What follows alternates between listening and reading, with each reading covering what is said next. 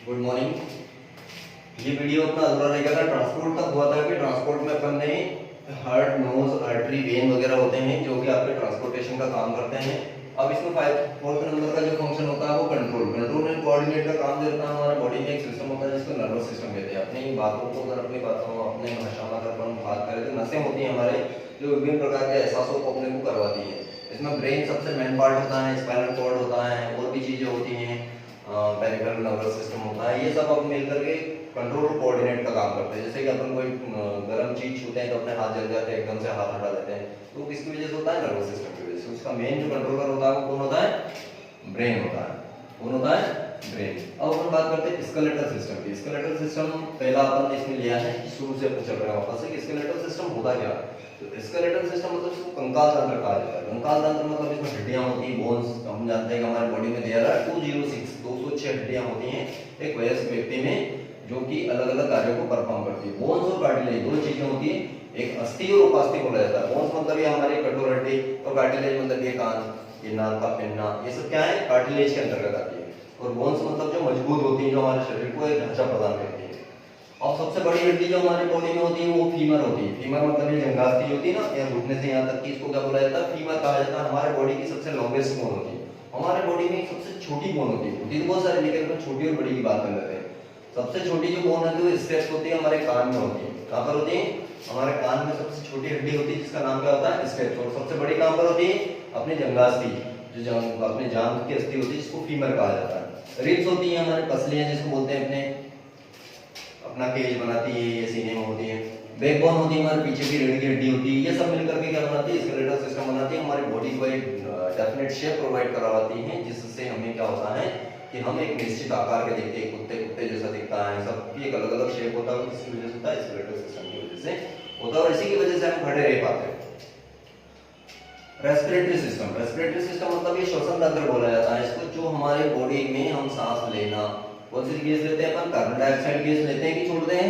छोड़ते हैं। और ऑक्सीजन क्या करते हैं? लेते हैं। तो हम जो सांस लेते हैं तो ये कौन सी गैस ली अपन ने? ऑक्सीजन। और ये जो छोड़ी ये कौन सी थी? Carbon dioxide. तो ये गैस लेते हैं। ये गैस अपन किसके माध्यम से लेते हैं? नाक के माध्यम से अंदर जाती है। नाक के माध्यम से अंदर जाने के बाद ये ट्रेकिया में जाती है, जो श्वासनाल बोला जाता है। ट्रेकिया से ये फिर कहां पर जाती है? फेफड़ों में जाती है।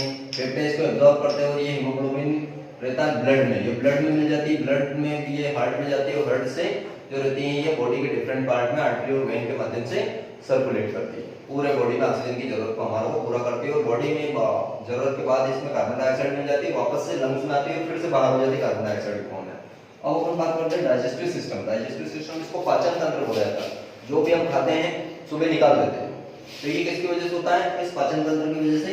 जो हम खाते हैं उसमें से एनर्जी ले लेते हैं और वेस्ट मटेरियल बाहर निकाल देते हैं। तो ये पाचन तंत्र बहुत सारी चीजों से मिलकर बना होता है। सबसे पहले अपन रोटी का टुकड़ा लिया मुंह में, इसको छोटे छोटे दांतों के माध्यम से इसको छोटे टुकड़ों में परिवर्तित कर दिया। फिर इसमें टाइलिन नाम का एंजाइम जो रहता है लार में होता है, वो मिलता है। फिर ये स्टमक या पेट में जाता है, पेट में इसका पाचन होता है। यहाँ पर विभिन्न प्रकार के एचसीएल वगैरह जूस होते हैं जो सिक्रेट होते हैं और पाचन करते हैं। इसके बाद इंटेस्टाइन में जाता है। ये इंटेस्टाइन मतलब आंत दो प्रकार की होती है, छोटी आंत, बड़ी आंत, जहाँ पर इसका पाचन होता है। और यहाँ पर भी जूस सिक्रेट होते हैं जो इसका पाचन करते हैं, और अंत में इसको उदर द्वार या एनस के द्वारा बाहर कर दिया जाता है। ये था डाइजेस्टिव सिस्टम। अब अपन बात करते हैं ट्रांसपोर्ट में या सर्कुलेटरी सिस्टम। सर्कुलेटरी सिस्टम का मुख्य ऑर्गन जो रहता है वो होता है आपका हार्ट, है ना? हार्ट होता है। हार्ट में से ब्लड जो निकलता है वो आर्टरी या क्या बोलते हैं इसको, धमनियों के द्वारा बॉडी में जाता है, और शरीर के विभिन्न भागों में ऑक्सीजन युक्त रक्त जो रहता है, जिसको प्योर ब्लड कहते हैं, वो जाता है। और वहां पर इसमें से कार्बन डाइऑक्साइड मिल जाती है तो इम्प्योर हो जाता है, और वेन से इसको लेकर के आती है। कैपिलरीज होती हैं जो देखिए, धमनी और शिराएं बड़ी बड़ी होती है, ये जब छोटे छोटे भागों में टूटती है तो उसको क्या बोला जाता है? कैपिलरी कहा जाता है। तो कैपिलरी इसको वापस से लाने और ले जाने का काम करती है। फिर ये वापस से वेन से हार्ट, ब्लड जो रहता है वो हार्ट में आता है, हार्ट से लंग्स में जाता है, यहाँ से कार्बन डाइऑक्साइड रिलीज हो जाती है, वापस से ऑक्सीजन मिल जाती है, और फिर से प्योर हो जाता है। फिर से ये प्रोसेस चलती रहती है। सर्कुलेटरी सिस्टम बॉडी में ब्लड और वाटर का सप्लाई करता है। एक्सक्रीटरी सिस्टम, ये बहुत सारी चीजें अपन ने खा ली, सुबह सुबह अपन बाथरूम जाते हैं, यूरिन करते हैं, है ना, पसीना आता है, ये सब किसकी वजह से होता है?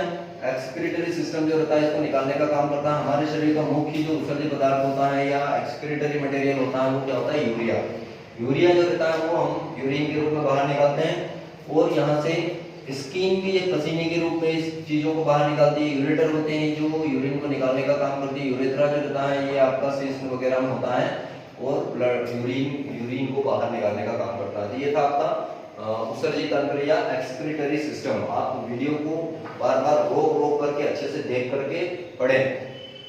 फिर नर्वस सिस्टम की बात करते हैं। नर्वस सिस्टम हमारे बॉडी का सबसे महत्वपूर्ण तंत्र होता है जो क्या करता है, इसको कंट्रोल जो कोऑर्डिनेशन का काम होता है वो ब्रेन करता है। ब्रेन हमारे बॉडी का सबसे महत्वपूर्ण पार्ट होता है। ब्रेन और सीएनएस में स्पाइनल कॉर्ड, पीएनएस और एएनएस, ये तीन प्रकार के सिस्टम होते हैं। सेंट्रल नर्वस सिस्टम होता है जिसमें ब्रेन प्लस स्पाइनल कॉर्ड होता है। ब्रेन मतलब दिमाग और स्पाइनल कॉर्ड जो पीछे आपकी रीढ़ की हड्डी होती है उसमें एक धागे एक संरचना होती है जो विभिन्न प्रकार की ब्रेन से निकलती है और स्पाइन्स को ले जाती है। एक पीएनएस होता है पेरिफेरल नर्वस सिस्टम, एक तो मुख्य जो यहाँ से निकलती है और यहाँ तक जाती है पीछे तक, और यहाँ से जो बाहर ब्रांचेस छूटती है उसको पीएनएस पेरिफेरल नर्वस सिस्टम कहा जाता है। और एक एएनएस होता है ऑटोनोमस नर्वस सिस्टम। मान लो कि आप चल रहे हो और अचानक आपको ठोकर लग गई और आप गिर गए तो अपने हाथ जो है वो अचानक आगे आ जाते हैं। इसको किसकी वजह से होता है, वो एएनएस की वजह से होता है।